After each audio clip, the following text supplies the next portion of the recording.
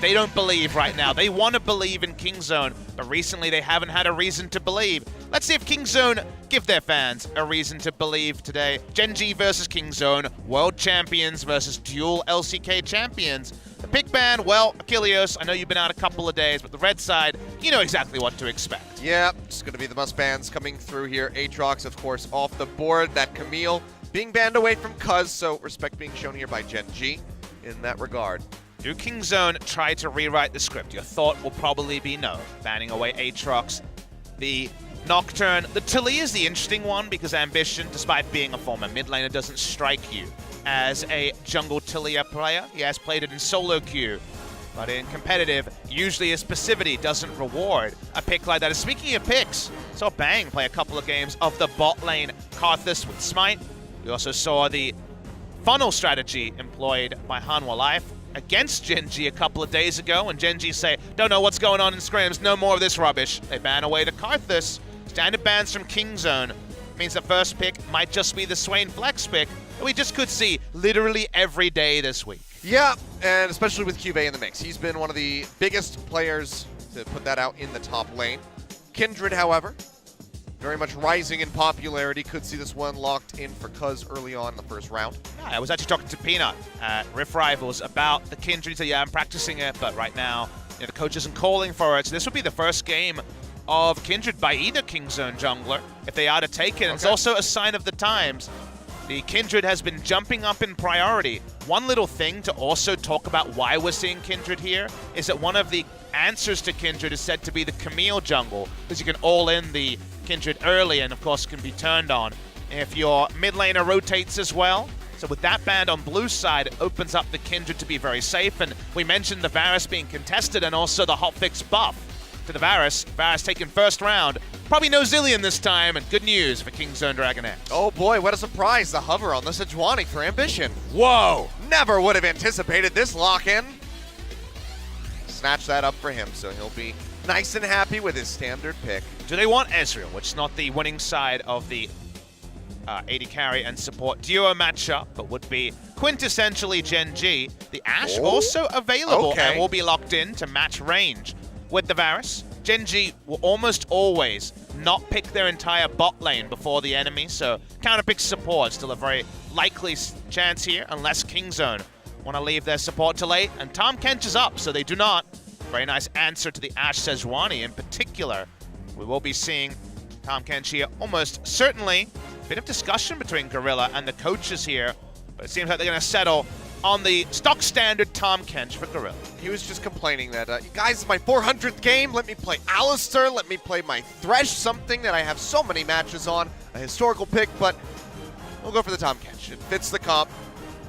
It's weird to being think. a support, you're going to have to do it. I actually opened up the Inven player history here for Gorilla. You might think, you're like, okay, he's played Tahm Kench a lot in recent memory. Where does it stack on his most played? This will be his 40th career game on Tahm Kench, but that actually only qualifies for 5th place in his most played supports. He has 67 games of Thresh and Alistar.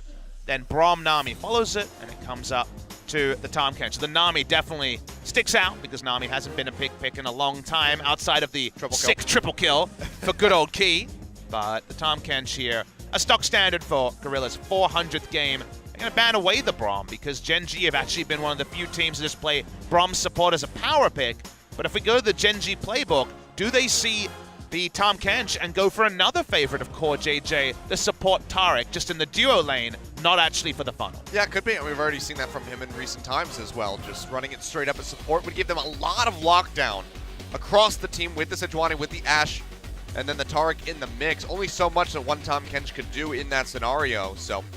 Solo lanes, what being considered here for Kingzone. They, of course, like you, Achilleos, see the very real chance of QV piloting the Swain. Probably more likely than Fly at this point, as we know that Roller will be jumping onto the Ashe. So, Kingzone, what are we deciding here?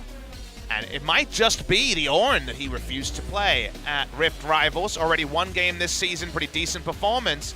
I was crying out for an Ornn in the funnel comps that we saw from Griffin yesterday to give some initiation. They definitely find initiation for Kingzone, and now it might be Gen G's turn to double down on their initiation CC. Well, blind pick into the mid lane. Not sure what BDD is going to be running yet, but Galio Just going to get locked in for Fly and maybe the Recon. So no Taric coming through for Core JJ, but still plenty of engage tools here. What does BDD want to play is the interesting question here. Galio, most mid laners can lane against. The Orianna has been cropping up, and I'm definitely seeing more and more validity to pick it. But when it comes to ball carriers, they don't have the most ball carriers here. You can just put it onto an AD carry and give them movement speed. But the Vel'Koz would be the riskier choice, but definitely the answer to a lot of the mid-range threats. He's going to roll the dice. He's going to go for the Vel'Koz. He's able to disengage the hero's entrance. If you don't get all the work done, going forwards, going backwards against a Vel'Koz is very scary. But this becomes a pretty damn squishy damage center as Kindred, Vel'Koz, and Varus have been skipping out on meals left, right, and center and could definitely be exploded by a big Goomba Stomp from Fly.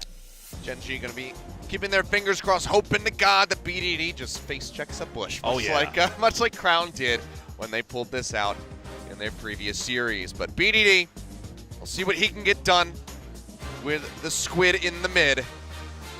But buffed Varus here for Prey, going up against Ruler's Ashe, one of the few AD carries who, well, obviously playing AD carries in general, but one of the few who still brings this pick out. And another new Kindred player for the season for Cuz. Won't be Peanut on the champion this time.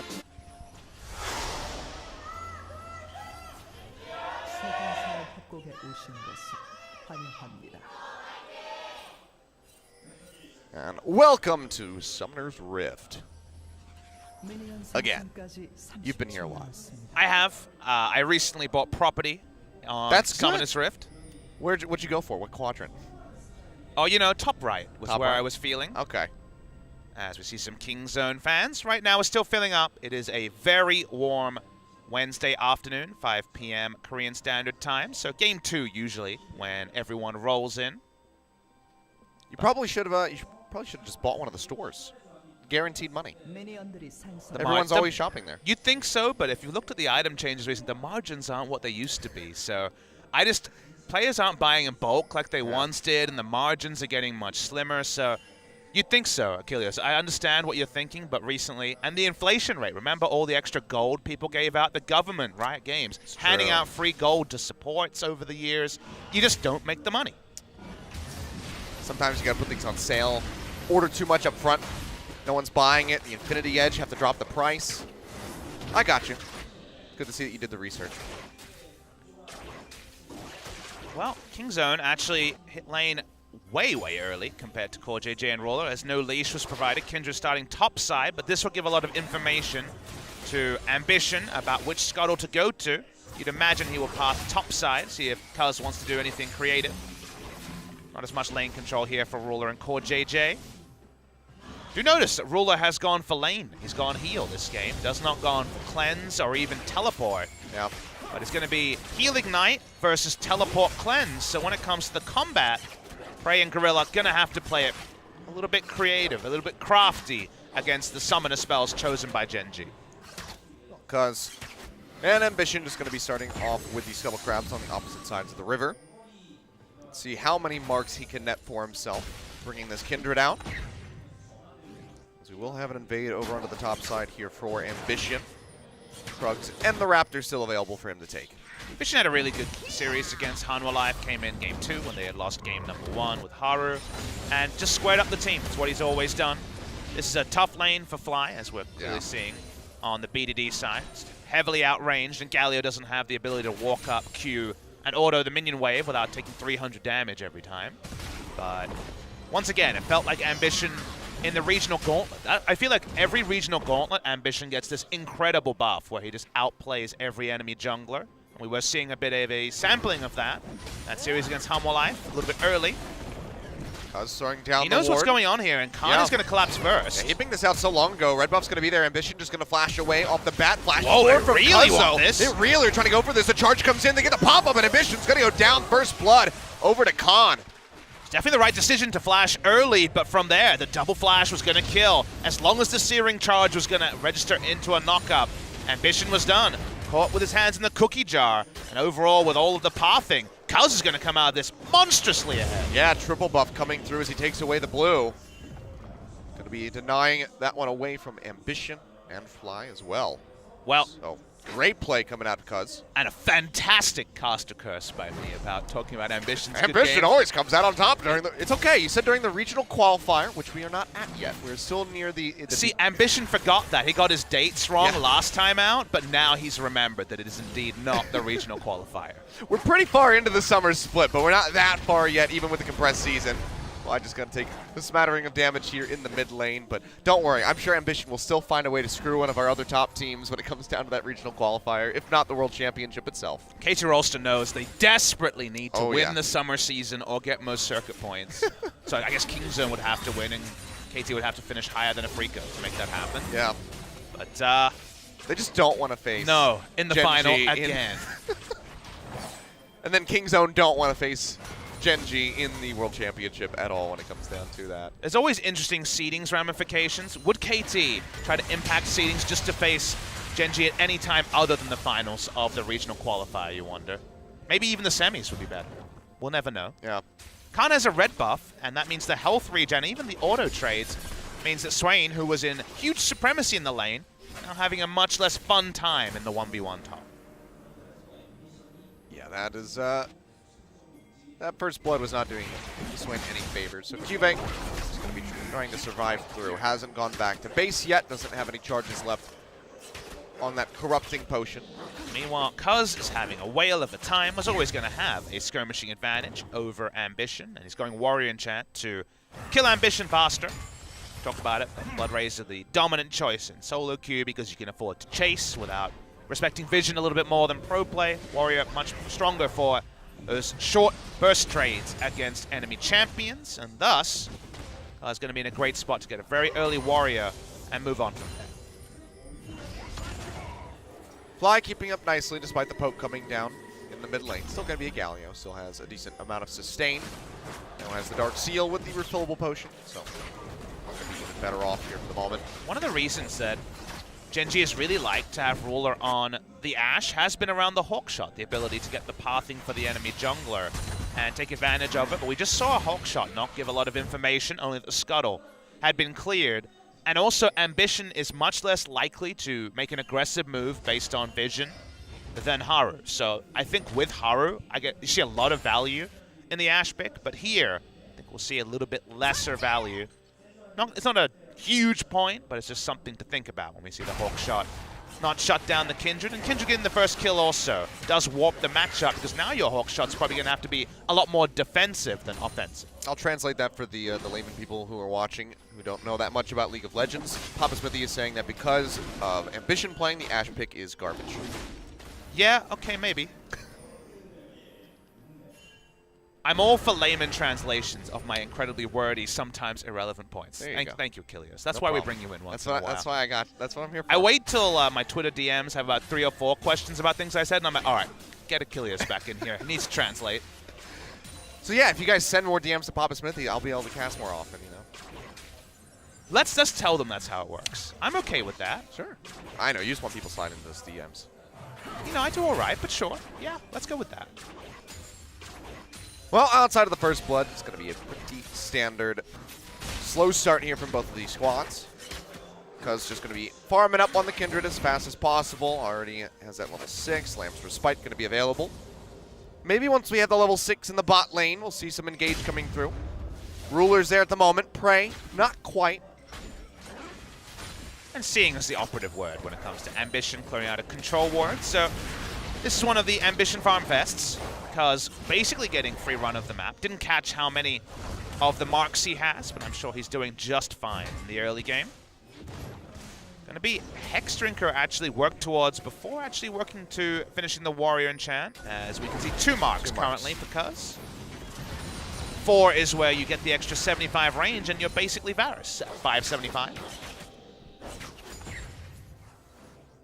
No visit yet to the Drake. Would have been a free one. They haven't had pressure bot lane. They're probably respecting the Heal Ignite Summoner spells and the potential collapse from Ruler and Core JJ. So frustrating for Cuz that he has run of everywhere except for that Drake, as Ambition does lie in wait. We'll spot him out. That's going to be the ult coming through right as Cuz tries to dash away. Lamb's Respite going to be available, but now the Abyssal Voyage coming into the bottom side. But no, Gorilla going to get interrupted, I suppose. Didn't quite see what happened. Looked like maybe the volley coming through from Ruler to shut him down, and Kill goes over, Fly able to net that one, and Cuz will die. I believe that was actually the arrow used by Ruler to interrupt it. The Oh, yeah, arrow you on might be right. cooldown just slams into his face. Gorilla had cleanse, but of course, ultimate would have reset in terms of cooldown for enough time that he wouldn't have got in position. Nicely done by the side of Gen G and Ruler in particular to interrupt that play. And now we see that Fly comes out with the old double buffs.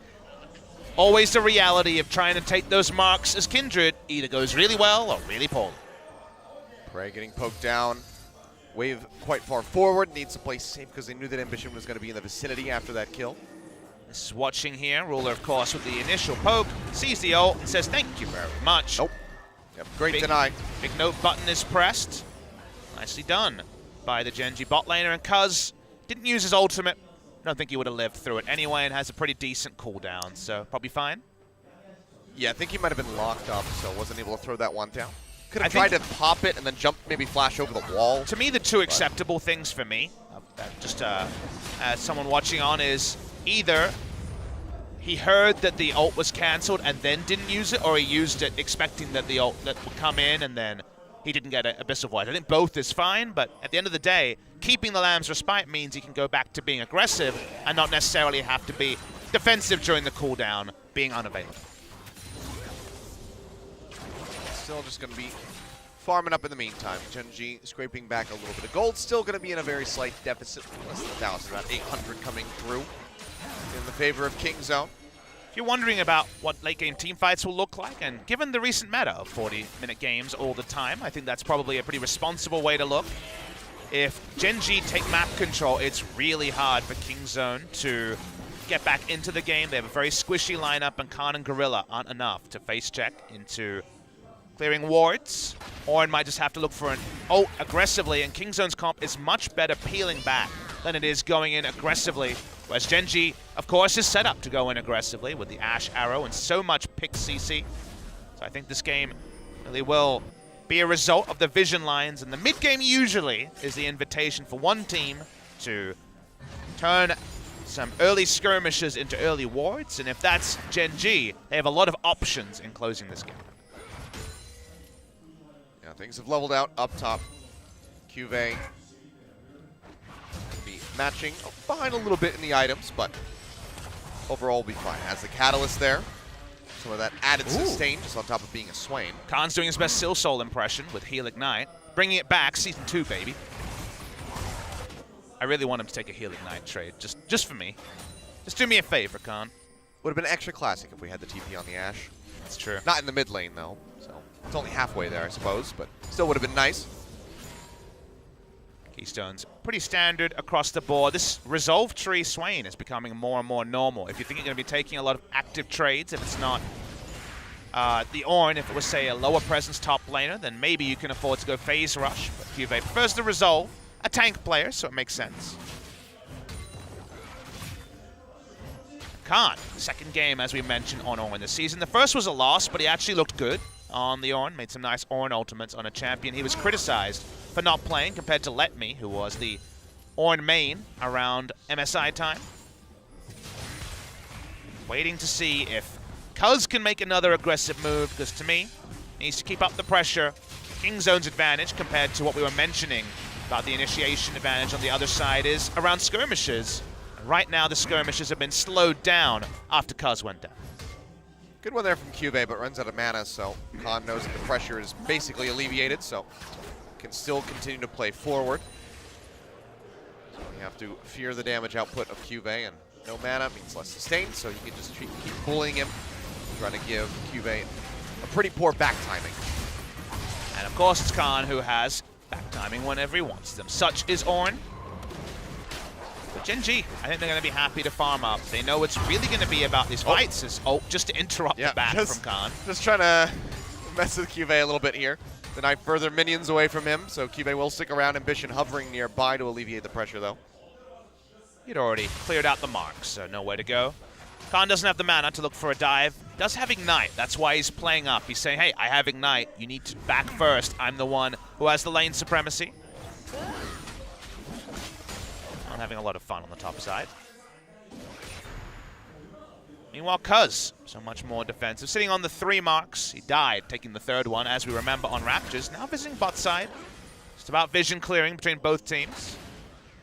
BDD being chased away from the mid lane at the moment. Can push aggressively around that side of the turret, but still has to be worried about the Glacial Prison coming down. Seems like not going to happen. Gorilla and Cuz come back up. A lot of timings to talk about. Rod of Ages timing for Cuvee. We'll have to recall, but he has TP available. Both teams walking up to this Drake. No Drake's taken, despite Cuz getting that good start. Is basically a result of the summoner spell choices by Gen G, but also the smart collapse onto Cuz. Has delayed what you'd expect. You usually expect quite a lot of objective snowball when the Kindred doesn't have a rough start. It's been a good start for the Kindred, but no Rift Herald and no Drake at 15 minutes into the game. Yeah, this one looking like it might be a bit of a slow burn. Let's see. Fireworks should go off eventually. It's a really long fuse. And Cuz. Sorry, Khan changed to Ghost. Just Ghost back to lane. Yep. Ghosting back to lane, confirmed good. Oh, some people are going to get tilted in solo queue later. Khan slowly walks his way there. They do it, but they forget to take on sealed spellbook. Exactly. So they just ruin it. I forget CDR boots as Ghost Flash top lane Vladimir. I think it's fine to Ghost back to lane, depending on how the game's going. But yes, obviously, normally it's a very ironic meme. Ambition, sticking a rough early game, and now just becoming the ult bot that Sejuani's known to be in the mid game. Palmfest in mid lane, I guess Fly doing better than expected. It's quite a lot of CS here. I would like to see BDD just ult to get some lane control at some point in the first 15 minutes, but it's been just ultra passive between BDD and Fly, and that means no CS lead for the ranged Velcros. Well, some forward vision clearing coming through from the side of Gen G, so now we'll go ahead and target up that Cloud Drake. Cuz hovering nearby, but seems like they're just going to allow this one to be taken. It's a Cloud, so not going to be too detrimental for them, and an Ocean on the way. So right now the only concern would be later stacks for the Elder Dragon. My concern would be Kindred versus Sejuani should be bequeathing you things like Drakes, so Genji picking it up already is not a good sign. Kingzone can't make Drakes a backup win condition because even if they monopolize them from here, there's only going to be a handful spawning. That's walking up because Khan has first rotation, but the blasting plant is still there. The passive early game suits the double Rod of Ages team that also has a really strong mid game on 2 items. And right now, I think Kingzone, again, trying to play themselves into form, coming off that loss to Jinair, but too easily shut down after one mistake by Cuz. Right, keeping things even as far as the CS is concerned. We can see the tower has taken a ton of damage at the moment. So, that regular chipping away from Ruler and Core JJ really working a number here, as first brick is going to be a very real threat. Can see, conversely, about 150 damage done to the turret here from Gen G. Frey has spent the whole time on the back foot in the Varus side of the lane, which is a result of the fact that he does not have heal. So been super defensive in the laning phase. It's usually the Prey and Gorilla way, but a bit more conspicuous here. We don't see ranged AD versus ranged AD too often. It's a special treat. Well, the good news for the fans at home is that usually when you see ranged AD versus ranged AD, the laning phase is a lot slower, so people start talking about Farming Simulator 2018. However, the bad news about no AD carry games is that you can't close games like we saw with SKT yesterday, and the game drags for 25 minutes. Yeah. Much easier to close games with marksmen. So when the action happens, my promise to you viewers is that the game will not extend 25 minutes after the first beat of action. We can't promise that for the second series. I mean, the second series is going to be weird and wonderful, whatever happens. Jinair BBQ, that one, even with double marksman coming through in the bottom lane, very well could see that game stagnate for 25 minutes. We'll see what happens, you know. This is Kingzone trying to bounce back from their loss to Jinair. Jinair trying to push that momentum forward to take down BBQ yet again. Deny them another opportunity and a win. And slide up those standings as much as they possibly can. But definitely, Kilios, you know, get back in that chair, get comfortable. We can talk about whatever you want. Because the League of Legends right now isn't doing too much talking. No, it's not. It's just kind of hanging out. Have you ever been a fan of the kind of farming simulator or any of those very seemingly mundane games that are out there? You know, I've never actually tried them. Oh, we might have action. Oh, maybe we do.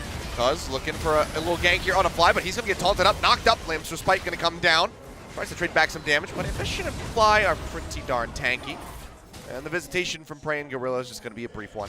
First rotation for the Scuttle there. Would have been a big Scuttle for this Kindred. Would have been 4th mark, and thus the 75 range, but not going to get it. They are chased out. Control wards on the bottom side. Triangle here for the side of Gen G. Means they have a lot of control in the areas. Khan definitely looking aggressively for a solo kill. Doesn't have Ignite right now. Yeah, takes a bit of damage there from the turret as well. Gorilla finding Ambition with the Tongue Lash as the turret takes more damage. Gen G not going to be looking for any sort of dive. Don't have that Glacial Prison. But back to your question, no, I actually haven't tried any of the farming simulator games. I think the closest I ever got was thinking about trying the truck simulator game. That's about it. But I've seen, you know, Football Manager and stuff like that. It just isn't. It's just too dry for me. I feel like this game is similar to your feeling about thinking about trying. This is thinking about action that hasn't happened yet. Maybe we'll dive. No. Okay. I'll leave that one. I'll wait for maybe the next Steam sale and think about it again. So I was a really big fan of the Sega Dreamcast. That was kind of when I was 13, 14, having a great time playing games. And Densha to Go was the Japanese kind of train simulator game that was very popular back then. So I played a bit of that. It was in Japanese, and at the time I hadn't studied any Japanese, so it was definitely quite indecipherable, but there's something very calming about some of those games. When you start, you feel a bit cheapish, but when you get kind of your systems in place, you're like, okay, things are happening. I just prefer, if I want to, you know, like a calm game, and, you know, one of Faker's favorites, Polybridge, is a little bit more interesting to me compared to one of the sim games. The main game, you mean? Yeah, the main game that he plays in between those long few times. Just like our main game, the LCK podcast, Papa's Mad Life. But, you know, Polybridge is all right. I've been playing a decent bit of They Are Billions, which is, you know, kind of like a SimCity but zombie survival type game. I mean, I've played, going back to like the second half, the simulator games, I have played Football Manager, like you mentioned. I used to be big into that when I was younger. That's a big favorite of D-Man's. Yes, all the time. I would get in there and watch from time to time. I don't really have the patience. I sometimes would cheat also, so because that's definitely, as you can imagine, a database game's pretty easy to edit. Oh, so yeah. Sometimes I would find a young 17-year-old prodigy with 20 out of 20 stats and everything suspiciously in my squad. Look at this. He'd turn out all right, you know? Your own personal Mbappe. Like. Yeah, I mean, Mbappe definitely would have some of those future growth stats because it's all about kind of age and then how good they'll be as according to the database. And yeah, Mbappe's pretty good, turns out. Not quite 17, but, you know, he's close enough. 19 years old. We have to talk about football while we can because the World Cup is now a past event. Yeah, it's over. So the baby rage will begin when we talk about football in about 2 weeks' time. But for now, we still have that kind of halo effect of the World Cup having happened. It was an interesting one. You know, the game was pretty good. There was multiple goals. There was so many goals in the final. There was no shutout. But the most interesting thing was that people actually managed to invade the pitch. That's true. That was impressive. You know, see how many security guards were waiting. Of all the countries to invade the pitch, Russia would not be my first choice. Would definitely not invade the pitch. It wasn't in winter, so maybe that's why they got through. You don't invade Russia in winter, but... Yeah, I mean, that was bold. Invade the pitch in summer. Very bold. Don't see pitch invasions too much anymore. And we don't see action in League of Legends too much anymore. We don't see jungle invasions much anymore either.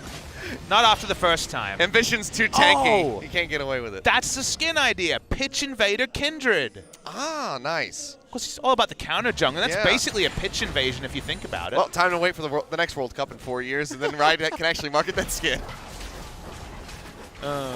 Or J&J going on a bit of a trek here, but not going to find anything to take away.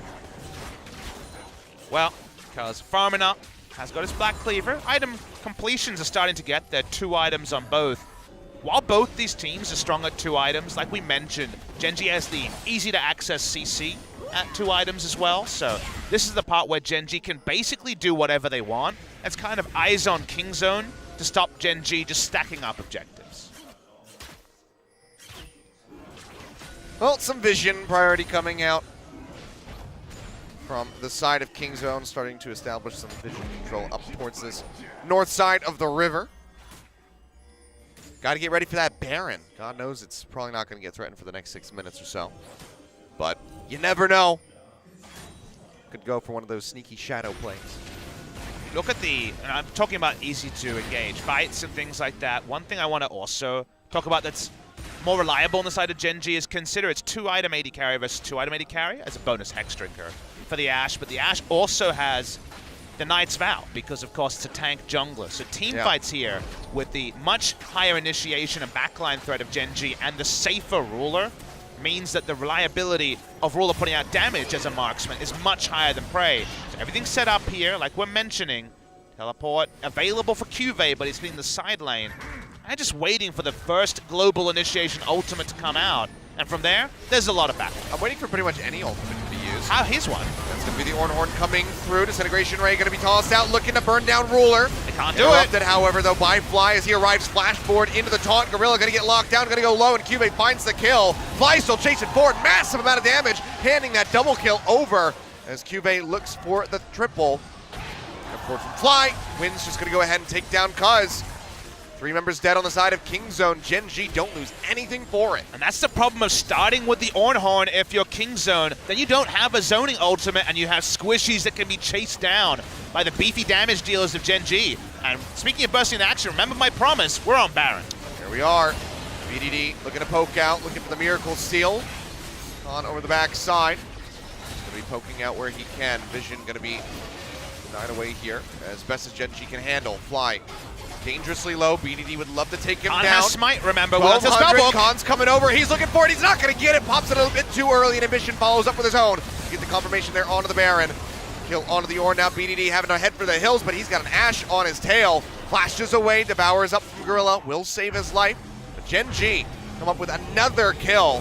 Now 5-1, and they get the Baron on top. They risk it for the biscuit. They trust that the steal won't come through, but I want to talk about, again, we were talking about comps pretty extensively. The problem of using the Ornn ultimate like that is that now you're completely out of the fight as Khan. Khan's ult is his big zone control tool, but he's not even in position to use his Q or W. So Gen.G just says, thank you very much. The bruises run straight at Kindred, Vel'Koz, and the Varus. There's no one to peel for them, and they die. Whereas Ruler, just with heal and the Knight's Vow, was able to live through all the ult, didn't even flash in the previous fight. That was just a better use of the resources and easier to execute teamfight comp from Gen.G, and they find a big lead from that play. Yep, now the Baron empowered minions going to be pushing up, looking for the mid lane, but TP play coming through from King Zone. Khan arriving in behind, has the Ornhorn up and ready to go yet again.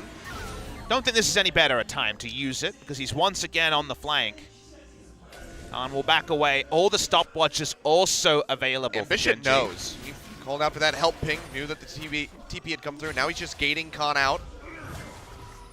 And he TP's into the jungle, and now he's just going to recall straight out of it. Turret taken in the top lane. Mid lane to follow shortly thereafter. 3-1 in that regard. Gen.G stretching just shy of a 4,000 gold lead in their favor. It's a super standard game from Gen.G. Ambition comes in, there's not a lot of kills.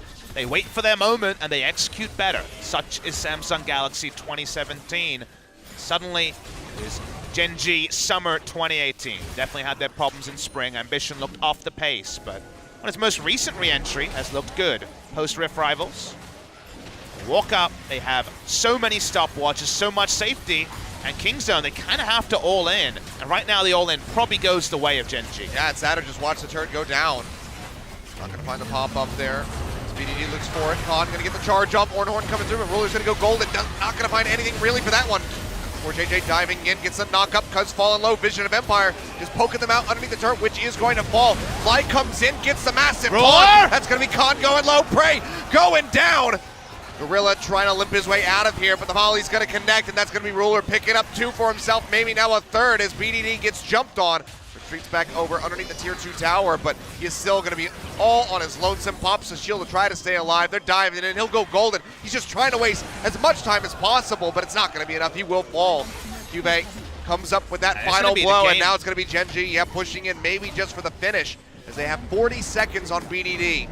First inhibitor going down, Cuz by himself underneath the Nexus turrets. No lamps respite to speak of. First turret under fire will fall swiftly, and it seems like Gen.G after a very stagnant game.